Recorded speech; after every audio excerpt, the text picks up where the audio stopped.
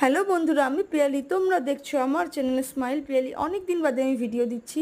বাপের বাড়িতে গেছিলাম, বাপের বাড়ির সত্যনারায়ণ পুজো ছিল, সেদিনকে ছিল গুরু পূর্ণিমা উপলক্ষে পুজো। আর দেখো পুজোর সব কিছু জোগাড়যন্ত্রী হচ্ছে, সঙ্গে ব্রাহ্মণের মুহূর্তে চলে এসছে। আর যেটা দেখছো বসে রয়েছে লাল ধুতি পরে, ওটা হচ্ছে ব্রাহ্মণের ছেলে। ও সব কিছু বাবাকে হাতে হাতে এগিয়ে দিচ্ছে। এদিকে পুজোর সামগ্রী কিছু রেডিও করা হচ্ছে, যেগুলো ব্রাহ্মণই করবে, যেগুলো আমাদের দ্বারা সম্ভব না, ওদেরকেই করতে হবে।